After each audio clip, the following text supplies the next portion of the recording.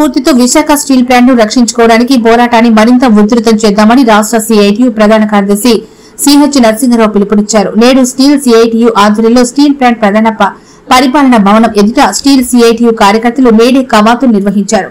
May Day పతాకాన్ని CH Narasimharao ఆవిష్కరించారు. అనంతరం మేడే సభలో సిహెచ్ నరసింహరావు మాట్లాడుతూ పెట్టుబడిదారీ ఆర్థిక విధానాల ద్వారా ప్రపంచ ఆర్థిక సంక్షోభం రోజురోజుకి మరింత తీవ్రమవుతోందని ఆయన అన్నారు. స్టీల్ సిఐటియు గౌరవ అధ్యక్షులు జె అయోధ్యరావు మాట్లాడుతూ స్టీల్ ప్లాంట్ లో కార్మిక చట్టాలు ఉన్నప్పటికీ నేడు యాజమాన్యం వాటిని ఉల్లంఘిస్తూ కార్మిక హక్కులపై తీవ్రంగా దాడి చేస్తోందని ఆయన అన్నారు. స్టీల్ సిఐటియు ప్రధాన కార్యదర్శి యు రామస్వామి మాట్లాడుతూ ప్లాంట్ ఆర్థిక సంక్షోభం పేరుతో కార్మికులు పొందుతున్న అనేక సౌకర్యాలను నిలుపుదల చేశారని ఆయన తీవ్రంగా విమర్శించారు.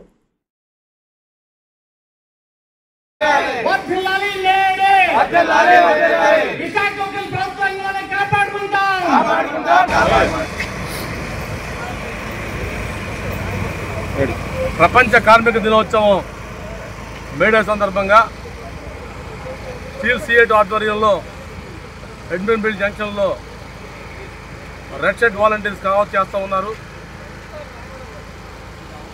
8 గంటల పనిదినం కోసం 1886లో చికాగో నగరంలో రక్తాన్ని చిందించి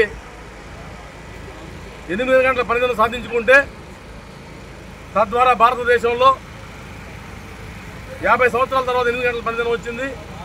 ఇప్పుడు మళ్ళా పాలకులు పెట్టుబడిదారులు కలిసి 12 గంటల పనిదినం కోసం ప్రయత్నం చేస్తూ ఉన్నారు.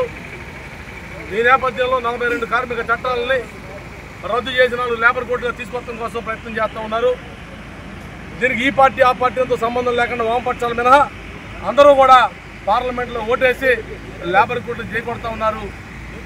పని ప్రదేశంలో యూనియన్లు ఉండకూడదు అంటూ ఉన్నారు. యూనియన్లు ఉంటేనే స్టీల్ ప్లాంట్లో ఏం మనం చూస్తూ ఉన్నాం. ప్రభుత్వ రంగాన్ని బలహీనం చేస్తూ ఉన్నారు. రిజర్వేషన్ల వ్యవస్థను చిన్నాభిన్నం చేస్తూ ఉన్నారు. ప్రజల సొమ్ము కొద్దిమంది దగ్గర చేరి ఆదానీలు అంబానీలు పెద్దవాళ్ళు అవుతున్నారు తప్ప సామాన్య ప్రధానికం కానీ బడుగు బలహీన వర్గాలు కానీ ముందుకు పోయేదానికి అవకాశం లేకుండా చేస్తూ ఉన్నారు. ఈ నేపథ్యంలో ప్రపంచవ్యాప్తంగా కార్మికులను జరుపుకునే మేడే పర్వదినాన్ని ఇక్కడ సెలబ్రేట్ చేస్తా సిఐటిగా ప్రతినిధి పోతా ఉన్నాం. స్టీల్ ప్లాంట్లో ఎర్రర్స్ వెంటనే చెల్లించాలని, హెచ్ఆర్ఏ పునరుద్ధరించాలని, కరెంట్ ఛార్జీలు తగ్గించాలని, మ్యాన్ పవర్ని ఎవరిని కూడా తీయకుండా పూర్తి స్థాయి ఉత్పత్తి వైపు మానవులను ఉపయోగించి పూర్తి ఉత్పత్తి తీయాలని చెప్పేసి డిమాండ్ చేస్తూ మా మేడే కార్యక్రమాలు కొనసాగుతూ ఉన్నాయి. ఈరోజు ప్రపంచంలో కార్మిక వర్గం తరఫున సాధించుకున్నటువంటి హక్కుల కోసం ప్రాణాలు కూడా అర్పించి త్యాగం చేసినటువంటి వారిని స్మరించుకునే దినం ఇది. 1886 139 సంవత్సరాల క్రితం చికాగో నగరంలో ప్రారంభమైంది. ఆనాడు కట్టు బానిసల్లాగా పనిచేసేటువంటి కాలంలో తమ ప్రాణాలను కూడా అర్పించి ప్రభుత్వాలకు వ్యతిరేకంగా పోట్లాడి 8 గంటల పని సాధించుకోవడం జరిగింది. 8 గంటల పని, 8 గంటల విశ్రాంతి, 8 గంటల దినచర్య అనేది ఒక సైన్స్. అందువల్ల ఈరోజు మానవుడుగా బ్రతకడం అని అంటే 8 గంటల కంటే పని అదనంగా చేయకూడదు.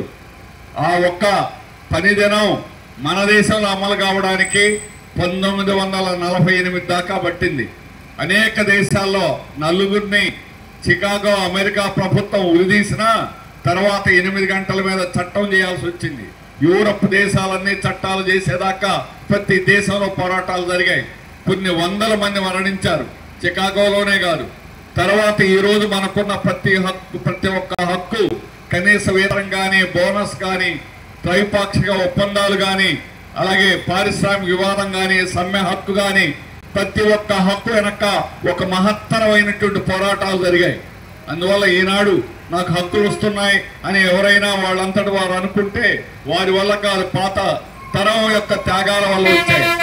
కానీ ఈరోజు ప్రమాదం ఏమిటనంటే స్వాతంత్రం వచ్చిన తర్వాత ఎన్నడూ లేనటువంటి పద్ధతిలో గత 10 సంవత్సరాల నుంచి మన మీద దాడి అనేటువంటి తీవ్రంగా పెరిగింది. ప్రభుత్వ రంగాలన్నిటి కూడా ప్రైవేట్కి ఇచ్చేస్తాం అని చెప్తున్నారు. యూనియన్లు లేకుండా చేస్తామంటారు. డీయూనియనైజేషన్ ఈ రోజు ఉద్యోగులను తొలగించడం మ్యాన్ పవర్ కాదు ప్రధాన సమస్య. యూనియన్లు లేకుండా ఉండడానికే ప్రధానమైనటువంటి కక్ష. అందువల్ల యూనియన్లు ఉంటే పోట్లాడతాయి. అందుకని యూనియన్లు లేకుండా చేయడం, లేబర్ కోడ్స్ ఉంటే సమ్మె హక్కు అనేది ఉంటుంది, అందుకని సమ్మె హక్కు లేకుండా చేయడం. అందువల్ల ఒక పథకం ప్రకారం కేంద్ర ప్రభుత్వం, మోడీ బీజేపీ ప్రభుత్వం, ఎన్డీఏ ప్రభుత్వం ఈరోజు కార్మిక వర్గం మీద దాడి చేస్తూ ఉంది. దానికి తానంటూ రాష్ట్రంలో ఉన్నటువంటి రాష్ట్ర ప్రభుత్వం, తెలుగుదేశం ప్రభుత్వం, ఎన్డీఏ ప్రభుత్వం దానికి స్పీడ్ ఆఫ్ డూయింగ్ బిజినెస్ పేరుతో అంత ఈ రోజుకి కూడా అమలు చేయలేకపోతున్నదనంటే మన యొక్క పోరాటాల ఫలితం.